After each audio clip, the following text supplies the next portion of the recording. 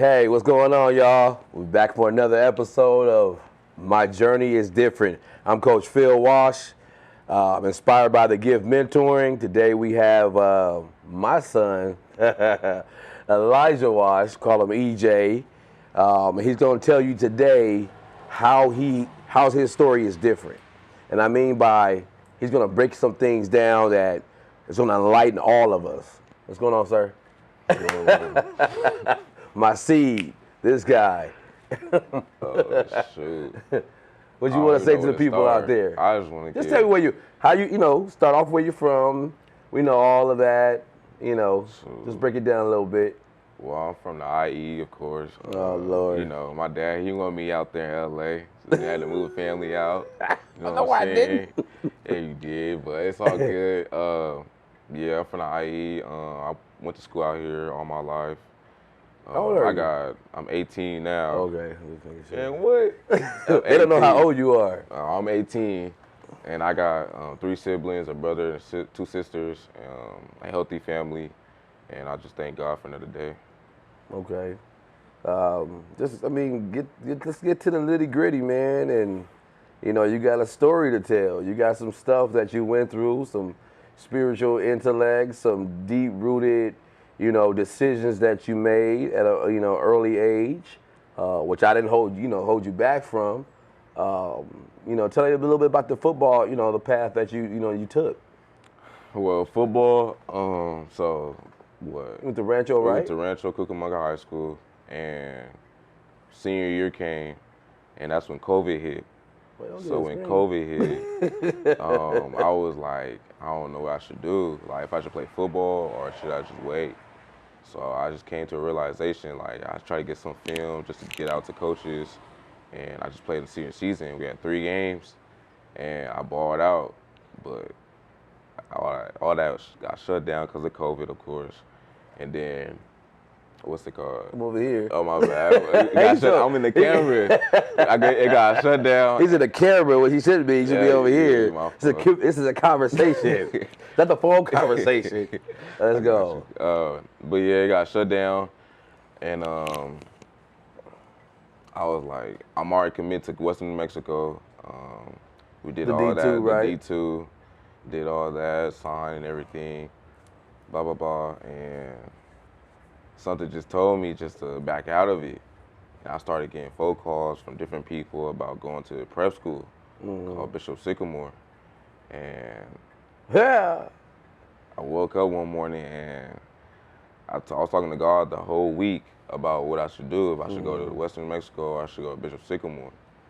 For me, my decision was Western New Mexico in the beginning, but at the time kept going, I just didn't feel it anymore. What do you mean you didn't feel it anymore? I didn't feel going to Western New Mexico was the best thing for me, as opposed to going in there as an athlete and as a student athlete.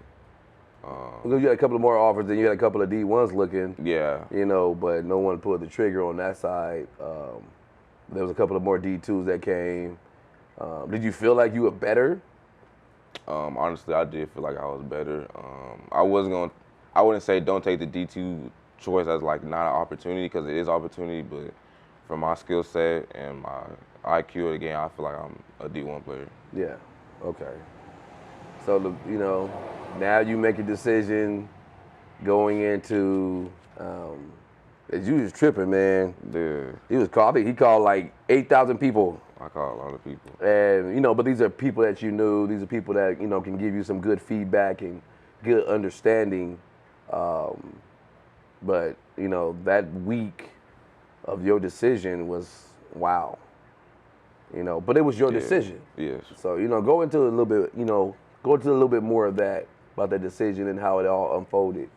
Well, I will start where I was talking to God like every day, just like showing me, asking him if he could just show me a sign of confirmation of where I should go next. I didn't want to make a move off of like just anybody else, just me and God. And I woke up one morning and I just had a warm like feeling in my body, like it was like I was happy. I wasn't feeling happy. I was depressed the whole week. 2 weeks before, I was just going through it, and God just spoke to me. He just said, go to Bishop Sycamore. Like, go bet on yourself, go to Bishop Sycamore. Like, you get a year back. You'll be able not to lose a year. So God really spoke to me in that aspect, and I thank him for it now. I wouldn't take back nothing that you experienced. that I experienced, yeah. Because people don't understand, like, your journey had to go through you making decisions between you and God. Because at the end of the day, you're God's child. Yeah. I just paired up to rent you. Yes. Really. You know, he gave you life. He gave you everything. His spirit is your spirit. I mean, your spirit is his spirit. So tell me, you know, tell the people. We can go. The next question is going to be about the big Sycamore stuff. But this question is, spiritually, what did you obtain through those 3 months of being out there, 2 months, 3 months, that you didn't experience if you think you had a went to or stayed home or all of that about life? Well, it's big, because spirituality is something different. It's everything. It's like it's something you need going through this world. I experienced, because you just going through everyday life, just not with spirituality. It's like you just moving. You just moving. Like just moving, and just going through spirituality with God. It really opened up my eyes to a lot of people in the world. Just the fact of you walking on the sidewalk, the fact of you just outside, like, what makes you different from the rest. And the spirituality part, I would say, is getting connected to God on a different level of not just doing it for the people, but doing it for you and God. So I would say putting all your trust and love into him and not into people or what they say to you off of information.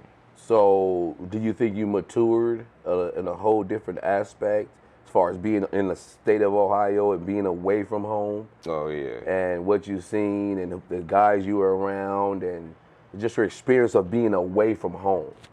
Oh, yeah, the experience, it was a great experience. I would say I needed to get away from home.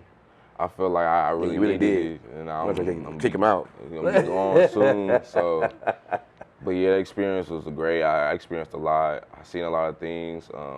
Nothing bad. It was just like, it was fun, but it was just like I needed it. I needed to see what I'm capable of doing for myself, and just like seeing what my life can possibly be in the next couple of years. And you really didn't hurt yourself. Yeah. Because I mean, your clock is still not started. And then all this COVID stuff still going on with the classes, and you know they got 6 year seniors, 7 year seniors. So you really didn't hurt yourself. You went out there, and I knew God was going to do something in you, so I let you make your own decision.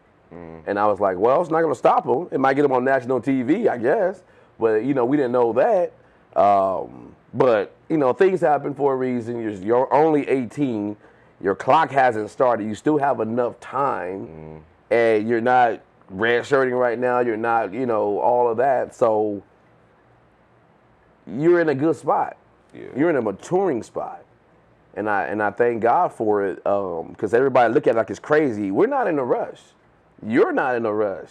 Wow. What are you in a rush for? There's no reason to. You know? There's no reason to.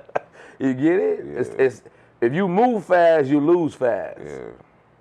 Yeah. But if you stay the course and you learn bits and pieces as you go through them to build the puzzle, what happens? Your foundation and your structure is going to be solid. Yeah. So when God opens that door, what happens? Boom. Ready. Well, so just give me a little bit, get a little bit of synopsis of the whole just transition. The transition from when the national situation happened. I mean, because I'm like, okay, we're going to be on ESPN. We're going to watch the game. I'm going to record, him guarding some of these dudes that are probably 19, 20 anyway, double holdbacks. Come on now. But nothing against them. God bless them and what they do. But you're on national ESPN. I don't know how the coach got you there, but explain to me, like the whole transition. It's a lot. I'm not gonna lie. It's a lot to take because I'm over here thinking like how like I woke up and went viral. I don't know. Like I thought we was just a regular football game. Yeah. Like we was on TV. Like we was playing ball against the best in the nation. Like I went out there to go play against the best. Like if you gonna be the best, you gotta beat it. Like you gotta Because go. the state of Ohio has some really good teams. Yeah, you got some good Yeah. teams, and like you had a one of the best schedules in like the nation, so to speak. So, but when that whole thing happened, I was just shocked. Like It blew like, you like, yeah, what like, just what? happened? Yeah. Like, it was just crazy. I couldn't even put it into words. It's so many things I could just break up, but it's just you gotta actually one by one because it's just so much I could throw out there. I just might say the wrong thing. Well, it's your experience. Yeah. It's not. I mean, something that you asked to happen or that you were looking for to happen. You were going out there to play football. Yes. Y'all didn't even start classes. Like We didn't start class until ESPN said something. We was getting enrolled and everything, but it wasn't setting up the way how they wanted it to set up. So and they were trying. yeah, they tried. They tried everything they can. Yeah. With the housing, with the food. It was different for what they told us, but the fact that they were still trying to provide for us is like all. Yeah. And they had good hearts. I mean, people can downplay. I mean, what it is. I mean, between them, is the guy had to deal with them, but they hurt. I don't think to me they hurt certain kids. And then some kids didn't get hurt. Mm-hmm. You see what I'm saying? Yeah. I think every kid that went out there, they, how you want to say it, they had an expectation, and it didn't show because of what they did. Yeah. And I get that part, and that's the hard part to swallow. But with the whole. I ain't gonna be going into it. It's way more. It's way more. It's way more. I don't know why coaches would blackball you guys. I mean, I say all coaches have. Mm-hmm. Like you said, Ohio State didn't care. Yeah. About you being a part of that or whatever the case may be, because it's not the kid's fault. Yeah. It's not. It's not the kid's fault. It's the organization. It's the organization. People behind it, just the head honcho of it, but it's all good. But they still keep in contact with you guys. They try to text you guys. Yeah, they didn't really have the backing. That's what it was. It didn't really have the backing from the higher ups or people that of investors and money and like IMG would have or things of that nature. So you can go more in detail if you want to. What you want to hear? What you want to listen? What you want to know? I mean, I don't know. I try to stay out the way as much as possible just to keep my headspace right, just not get into the media and all that.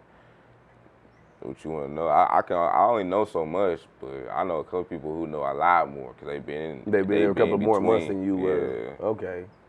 Well, I mean, I'm not trying to interview you about the doggone place. I can care less about that. Tell what's going to go happen going forward now.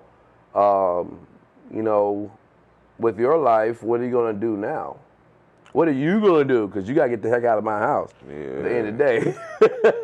First, I'm going to get the heck out of his house. Yes. And then try to figure out living situations. And then soon I'll be going to Fullerton Community College, Fullerton. You going to go to JC first? Yeah, JC. That's my best option. That's what everybody's telling me. Thanks, Coach Darrell. Daryl. Darrell. Coach Darrell reaching out. Coach DJ too reached out. A couple of other coaches have trying to get you going because there's a couple of D1s that's still looking and very interested. But who's texting me? Why is my phone going off? I ain't betting today. No. So I mean, the whole journey right now is you're gonna go to Fullerton. You're gonna go play out there. Hopefully, Derek can get you some housing. Yeah, hopefully. And scoot you out of there, scoot you out of here. And it's good. You're still training, you're still working out. What was the experience, real quick? What was the experience? What was the experience with the teenagers that you were out there with? What was your experience with that? What did you see the growth in areas, and what did you see the immaturity in areas? Why is my phone out? Okay, sorry about that. And then I would say the growth is that, you know, everybody was in the same boat of, yeah, we finna get on TV, we finna play IMG, we finna play these type of teams. You about to be in front of all we these. we finna get all the exposure we can to get ourselves a great look in front of college coaches and see that we can play against the top people in the nation. And the growth behind it was like, you can't put your trust in all man. You're learning. Yeah. That's what Putting out your trust in man. Yeah, that's what we all. Come on now. That's what we all. I say we all learned that just off of the situation, but the immaturity is like we were still young, like we still growing up, we still doing dumb stuff, some here and there, but it wasn't nothing crazy. But we was just being teenagers, being black boys, you know. So we all being had, black boys. we was being, you know what I'm saying, black. So we gonna. Yeah. So, but yeah, we was just all.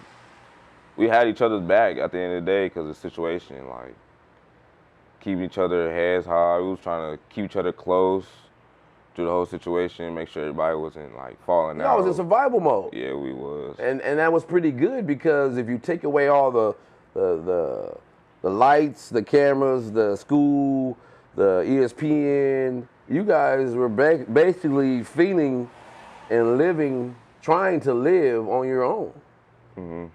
Take away all that stuff. Yeah. You guys are out there away from your parents. You guys are out there trying to, make fire together. You know what I'm saying? Oh, well, we gonna eat this, we gonna eat that. Okay, how much you got, bro? We gonna put this in. Oh, they just gave us a certain amount, they didn't give us enough. So you was in survival mode, and that was a good spot. Yeah. Cause I didn't call you that much. No, I let you do your thing. I let you go out there and okay, all right. That's between you and God, because that's your decision. Yeah. 18. I mean, I can guide you. I can lead you to the well, but I can't make you drink. Yeah. Unless I take my belt off or something. But one more question before we get out of here. How does all of that now, with you moving forward to go to Fullerton and play a little JUCO or whatever you're gonna do, get a couple of classes? How is that now moving you forward through everything you've been through? Well, everything moving forward, I've been through a lot. It just gave me a sense of hope of it's nothing I can't hold, like nothing I can like go through. Like if anything I can go through, like if I can go through this, I can go through that. Like it's not like a big problem to where it's like, oh, I'm gonna shut down or I'm gonna quit. Yeah. I just gotta keep moving forward and keep progressing on my own. Not on my own, but like, with the village around me, the people I got in my corner. Just gotta keep going. Just keep going, keep the faith in God there, keep the hard work going, and soon something will pan out for me. So I just gotta keep going. Make sure my mind right, make sure everything I got going on is straight. So life is crazy, I tell you that. Life is crazy. You make decisions on your own. You like, dang, like this gonna work. Like you just gotta go through it. And once you go through it, you learn a lot about yourself and just the way how God works. I'm just blessed. Well, you have a great support system, as we all know. You have a lot of people in the village who care. A lot of brothers who are playing D1. A lot of coaches play D1, NFL. A lot of friends, family friends, you can call them, because they always in your back. I mean, we gotta give a great shout out to Ryan Porter, man. That's our dude. Yeah. He's the only white man I know that is really a brother. He's like the black and white thing with Michael Jackson. Yeah. He really is that dude. Yeah, he's that dude. He's Black that, Santa. The Black Santa Claus. Ryan Porter, quarterback coach at Santa Margarita, our guy. We love you. Robert Bourne, great inspiration, always got our back. Terrell Lambert, those guys, Jacob Naves, all those guys, Coach Burrell. We have a big circle, a small circle, but it's legitimate for you and JoJo and Mai and Rai Rai. But I'm really proud of you, because you're not trying to rush your life. Yeah, that's what I learned out there. And that's the thing that I wanted, because you're more humble than I was. I mean, coming from LA, I was a whole different beast. People didn't know it, because I was really like, he just hoop, he just go over here, deuces. That's why I got a story to tell, But at the end of the day, I'm so proud of you that you're obtaining the wisdom, the knowledge of what God has planned for you. And you're not rushing God. You're not, oh, God, why is this happening? God, why is this? At first you did, but then you understood it as like, I got to go through this to help my siblings, not just to help them, but help other people. I preach to you guys all the time. If you're not helping anybody daily, you're not doing the will of God. Yeah. Because you can go through a job every day and not smile at nobody and get your money and bounce. But what is God saying to your heart? What is God trying to get you to be? Where is he trying to teach you and take you so you can be part of really the kingdom at the end of the day? But I just thank God that you're safe. If you had went through an accident or something, you would have been fine, because God's got your back, But he literally had your back because he told you to go there. And it was a spiritual growth. This is what people don't understand. Yeah. They don't get it. It's not about this football thing. It's about you young men learning life, but learning how to operate in it and out of it. To where, okay, that decision, nah, my spirit don't feel right. That don't line up with the righteousness that God has over my life and from God's word. Because his word wouldn't come back, void. So I'm very proud of you. I'm getting a little emotional. I get like that from time to time. But I'm very proud of your spiritual growth. Because if you learn it now and it begins to manifest and grow and mature, by the time you're 30, a 60-year-old man can tell you certain things, but you're going to be like, hold on, I get it. I can break this down in detail. I can break this down to you. Because you don't want to be 40 trying to get it right. You know how many lost, well, I ain't going to go there, but you don't want to be 40 getting it right. And you have a story to tell, and I'm proud of you. Not about this football thing. We talked about that a long time ago. If it happens, it happens. Just an ounce of it, just a blessing. Yeah. But it's about this spiritual growth, because at the end of the day, our bodies are carnal, and our spirit is what? Living.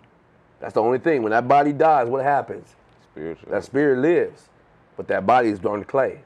So everything you go through is for your spiritual man to control that body, to line up with the kingdom of God. So it's a thing. It's a thing. And I want to thank all of our, I just thank you for being here. I mean, well, so you live here right now. But it's great seeing your growth, great seeing your maturity. It's a blessing. Anything else you want to say before we get out of here?